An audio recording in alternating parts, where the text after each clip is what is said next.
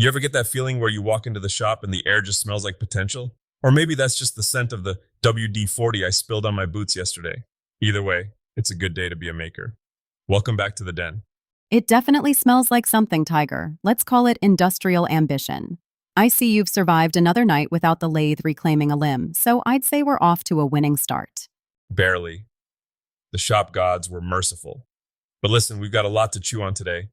We're talking about everything from the ancient art of banging on hot iron to using artificial intelligence to hunt down a decent price on cold-rolled steel. AI and blacksmithing in the same breath. We really are living in the weirdest timeline. Where do we start? Let's start with the stuff that keeps us from face planting into the scrap bin. MSA Magnetics put out these new magnetic cable organizers. Now, I've spent more of my life than I care to admit playing double dutch with my welding leads and extension cords. It's a dance nobody wants to see. I've seen your dance, Tiger. It usually involves a lot of colorful words and a frantic grab for a workbench to steady yourself. Are these just fancy magnets, or is there actually some meat on the bone here?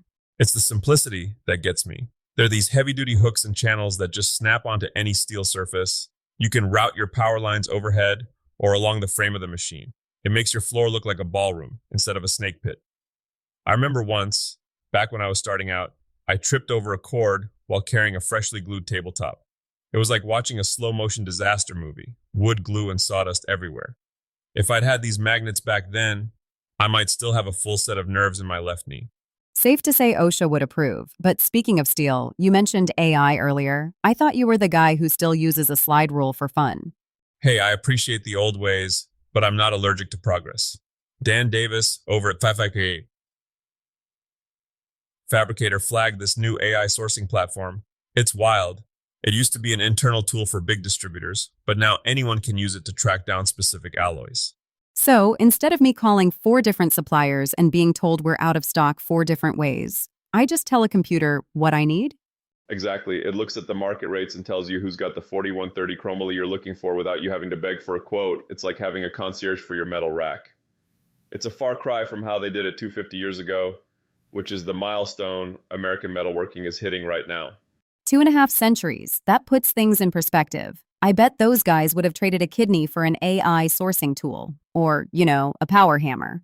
Oh, they were the ultimate make-do artists. They were forging their own nails and fish hooks out of whatever they could scrounge.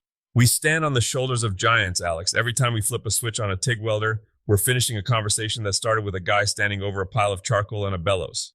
Well, that conversation is getting pretty profitable lately. I saw the latest AWS Welding journal. The numbers are staggering. It's no joke. 80,000 openings. If you're sitting at a desk feeling like a ghost in a machine, there is a literal mountain of work waiting for someone who can lay a clean bead. But the industry isn't just looking for burners anymore. They want specialists. Right, I saw the certification list. CWI, CWE. It sounds like alphabet soup. Break it down for the folks who don't speak welder. Here's the secret part. A CWI, Certified Welding Inspector, is the person who says yes or no to a bridge staying up. It's high pressure, but the pay reflects that responsibility. Then you've got the engineers, the SUANGs. They're the ones blending the metallurgy with the automation. If you like puzzles and you don't mind getting your hands dirty while you solve them, that's the golden ticket. So basically, if you're tired of the boring 9 to 5, you can go build a skyscraper. But speaking of boring, what's this about a boring empire? It sounds like an oxymoron. This blew my mind. Catherine Nicolai. She created a podcast that is intentionally, aggressively boring. Bedtime stories where nothing happens. And she turned that into a media empire with over 100 million downloads. Wait, so her special sauce is that she puts people to sleep? I thought that was your job when you start talking about wood grain orientation. Low blow, Alex. But seriously, she found a niche. People are stressed, they can't sleep, and she provided the antidote. It's the same lesson for us in the shop. You don't always have to reinvent the wheel. Sometimes you just have to solve a simple, annoying problem for people and do it consistently. Like Eli Mash and his coffee? Exactly. He started an anti-inflammatory coffee brand called Maker, hit 100 grand in his first year while working a day job and raising 3 kids. No fancy venture capital, just a product that people actually needed and a lot of late nights. It's proof you don't need $1 million factory to start. You just need a kitchen table and a lot of grit. Grit and maybe a little finesse, which brings us to the CNC side of the house. Everyone thinks you just hit go on a CNC and the machine does the work. That's the quickest way to break a $100 bit and ruin a $50 slab of maple. I've heard you grumbling about tool paths before. Is this where you tell us your latest horror story? I once programmed a toolpath that was so aggressive it sounded like a Gatling gun going off in my garage. I was trying to skip the leads and ramps. For the uninitiated, translate leads and ramps into English. Okay, think of the router bit like a plane landing. You don't want it to just drop straight out of the sky into the runway. That's a plunge, and it leaves a nasty mark. A ramp lets the bit slide into the wood at an angle. It's easier on the motor, it keeps the bit cool, and it leaves a finish that looks like glass. If you master the software side, moving the tool smoothly instead of violently, you'll double the life of your cutters. It's the difference between a hack and a craftsman. Speaking of finishes, I saw a budget bass guitar on your bench that looked like it belonged in a museum. What's the trick there? That's the Temu bass. I bought the cheapest kit I could find just to see if I could make it sing. The secret isn't some expensive lacquer booth, it's true oil. Isn't that for gun stocks? Spot on. It's a blend of linseed and other oils that dries hard but stays flexible.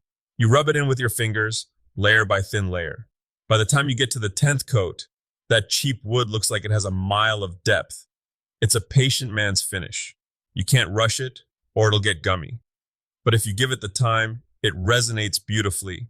It doesn't choke the wood like a heavy poly finish. Small investment, big payoff. I like that. It's a bit like the masonry work we've been seeing from Liberty Masonry lately, blending that old school stone look with modern structural integrity. Precisely. Whether you're stacking stones or rubbing oil into a bass, it's about respect for the material. You can't bully wood or stone into doing what you want. You have to negotiate with it.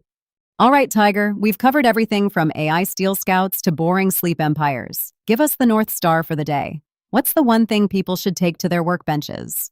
I'd say it's this. Consistency is a superpower. Eli Mash didn't build a $100,000 brand in an afternoon. Catherine Nicolai didn't get 100 million downloads overnight. And I certainly didn't learn how to ramp a CNC bit without burning through a dozen of them first. Don't be afraid of the boring work or the long process. The finish is only as good as the layers you put down underneath it. Well said. Now, if you'll excuse me, I'm going to go see if I can use AI to find someone to organize my scrapwood pile. Good luck with that. Expect the computer to tell you to just buy a match. Fair point. Thanks for hanging out in the den with us. Now, get off the internet, get into the shop, and make something you're proud of. We'll see you tomorrow.